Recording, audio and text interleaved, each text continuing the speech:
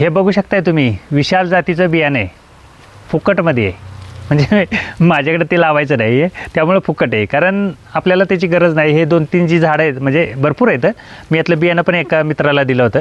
मला काय ते बियाणं विकायचं नाही, मला लावायचंच नाही. कारण मी याला रोज कापू शकत नाही. मला बियाणं विकायचं नाही, मला मेंढरांचंच धंदा करायचा आणि मेंढरच विकायचे आहेत. त्या पद्धतीनं मी नियोजन करतो. तुम्हाला जर असं वाटत असेल तर तुम्ही त्या पद्धतीने नियोजन करा. आणि तुम्ही जर नवीन आयडियालॉजी काय केली, म्हणजे नवीन काय संकल्पना आणला, तर माझ्यासारख्याला सांगा. मला भेटायला ते एकदम म्हणजे कितीही काम असू द्या, मला सांगू द्या एखाद्यानं मेंढी पालनात आम्ही असं असं केलं आहे, निघालच ना, विषयच नाही ना मला. कारण मला मेंढी पालनाचं अजून काय सुधारित होतं आहे का हे बघायचं आहे. नुसतं मेंढी पालन करायचं आहे का? मी दिवसभर शेतात राबायला मोकळा आहे का? नाही. तर आपण पण कुठंतरी फिरलं पाहिजे, आपली पण लाईफ कुठंतरी एन्जॉय झाली पाहिजे. अशा पद्धतीनं जर काम शॉर्टकटमध्ये जे काम करायचं आहे ना, ते एवढ्याच स्वरूपात होत असेल तर काय अवघड आहे. आणि त्या पद्धतीनं केलं तर उत्तमच आहे. आणि मेंढी पालनाचं तर काय विषयच नाही. कितीही रेट कमी झाला आणि काही जरी झालं तरी चाऱ्याची कॉस्ट तुमची जेवढी कमी होईल तेवढं मेंढी पालनाचं उत्पन्न येईल. खूप लोक विचारतात ना, उत्पन्न कसं काढायचं, उत्पन्न कसं काढायचं.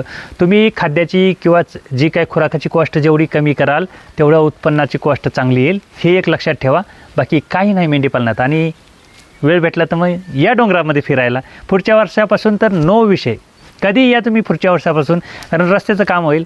आता जसं मी स्टेटसला वगैरे लावतो, काही लोकांना वाटतं की आम्ही जावं फिरायला, पण ह्या वर्षी येऊ नका, पुढच्या वर्षापासून कधी या.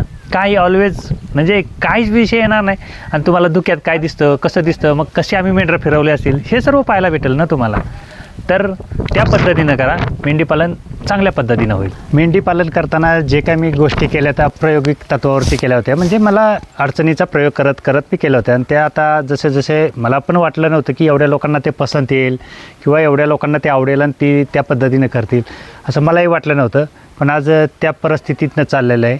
तर आता काही लोक मला फोन करतायत की आम्ही शेड असं करतो. तर मी म्हणजे माझं सर्वसाधारण कसं असतं की ज्या भागात पाऊस कमी आहे किंवा ज्या भागात पावसाचा त्रास नाही त्या भागात काही अडचण नसते अशी शेड बांधायची.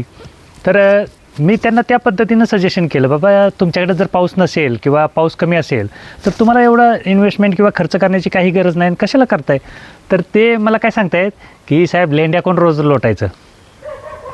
आता जर लेंड्या रोज लोटायचा तुम्हाला प्रश्न पडला आहे ना, तसाच रोज हा चारा कापायचा एकदा प्रश्न पडला ना की तुम्हाला मेंढीपालन योग्य दिशेनं जाईल. कारण मला ती संकल्पना आली, मला ते कळलं, मला त्या पद्धतीने समजायला लागलं. म्हणून मी हे सगळं हे बघू शकताय तुम्ही, अजिबात कापत नाही, अजिबात लावत नाही आणि अजिबात काही करत नाही. कारण रोज कोण कुटाणा करणार आहे.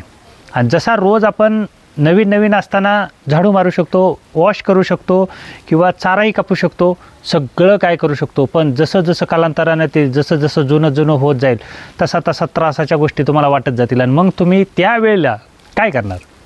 मग अशा वेळेला काय न करता आपण काय पहिल्यापासूनच सिस्टम ठेवायची. चारा 3 महिन्यातनं एकदा, मुरघास ओके, शेडचं तर काय झाडू मारायचंच नाही. आणि मग माझ्यासारखं मस्तपैकी असं फिरायला जायचं.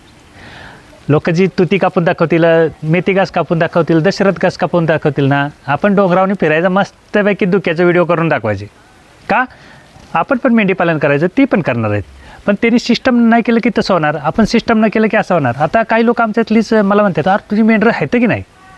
म्हणजे एवढा सन्नाटा त्या मेंढरांच्या शेडमध्ये आहे की मला लोक विचारतात की तुमची मेंढरं आहेत की नाही. मग जर त्या पद्धतीनं होत असेल तर काय गरज पडली आहे सर्व तामझाम करायची. बरं आपण पण तेच काम करणार आहे आणि ती पण तेच काम करणार आहे.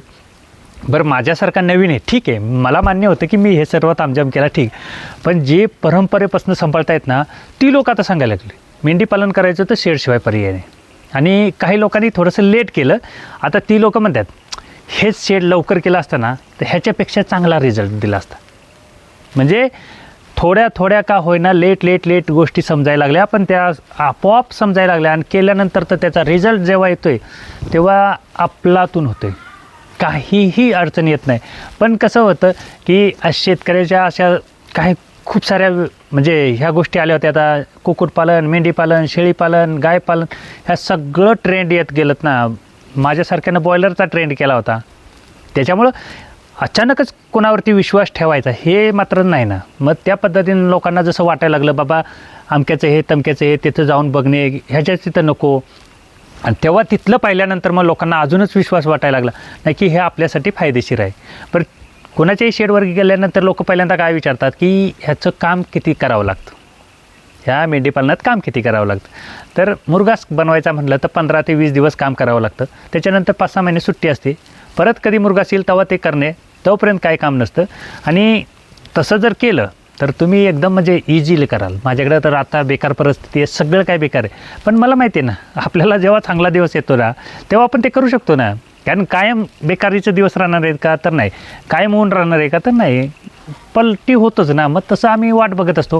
आणि मेंढीपालनात काय होतं, एक चूक झाली ना ती एकदम मेमरीत फिट्ट ठेवायची, पुन्हा ती झालीच नाही पाहिजे. आणि ह्या अशा गोष्टी जर करत करत गेलो तर मग त्या पद्धतीने होईल. आता तुम्ही मस्त तुती लावाल की काही हरकत नाही, मला तुतीचा काही ऑप्शन नाही, मेथी घासाचा पण काही त्रास नाही, तुमच्या दशरथ घासाचा नाही, निपेरचा पण काय. पण माझ्यासारखं जर तुम्हाला फिरायचं असेल, उंडगायचं असेल, बघा आमच्याकडे काय म्हणतात फिरण्याला उंडागणं, म्हणजे कामधंदा काय राहायचा नाही आणि उंडगत फिरायचं. तर तुम्हाला जर असं उंडगायचं असेल तर माझ्यासारखं नियोजन करा आणि मस्त पावसाळभर ट्रिप म्हणाल तिकडे लावूया. काय विषय नाही, मला तर अजिबात काय त्रास नाही. कारण मुरघास केल्यानंतर त्रासच नाही ना. आणि जेव्हा आपण अशा फ्रीमध्ये राहतो, म्हणजे आपल्याकडे काम नसतं, तेव्हा डोकं काहीतरी कुठंतरी काम करत असतं. म्हणजे हे शोध ते शोध ते शोध, ह्या सगळ्या गोष्टी शोधत असतात ना. आता आमच्याकडे एक्सप्रेस होतो आहे, आम्ही काहीतरी शोधणार ना त्यातनं, कारण एक्सप्रेस होतो आहे, वाहतूक चांगली होईल, गर्दी होईल, मग आम्हाला ते पर्यटन कसं घेता येईल, ह्या सर्व गोष्टीचा मी विचार करणार ना. मग त्या पद्धतीनं नियोजन करणार. तर तुम्ही पण त्या पद्धतीनं केलं तर त्या पद्धतीनं मेंढीपालन होतं आणि आपलातून होतं. म्हणजे आपलातूनच मेंढीपालन आहे, फक्त संकल्पना थोडीशी वेगळी होती. पण आता खूप साऱ्या लोकांना वाटायला लागलं.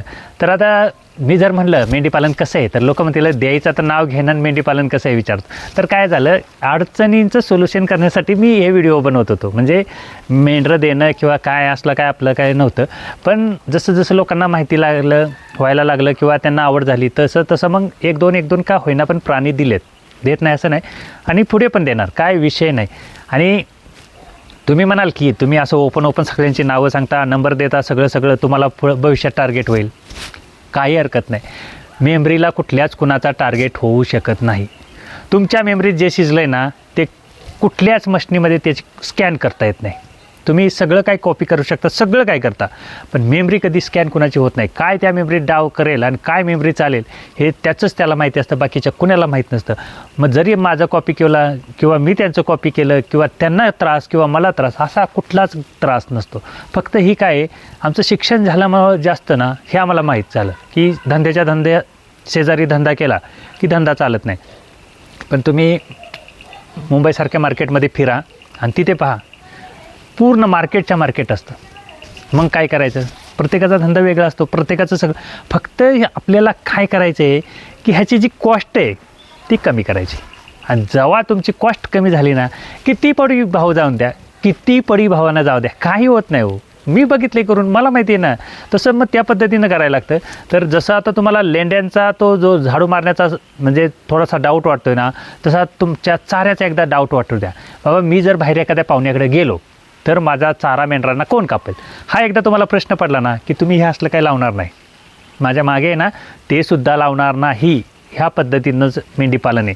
कारण नुसत्या मुरघासावरती जर होत असेल, फक्त मुरघास घातला तरी होतं. फक्त मुरघास करताना कसं त्या सिस्टमने म्हणजे क्वालिटीनं करायचं, त्याच्यामध्ये म्हणजे हलगर्जीपणा करू नका, गडबड करू नका.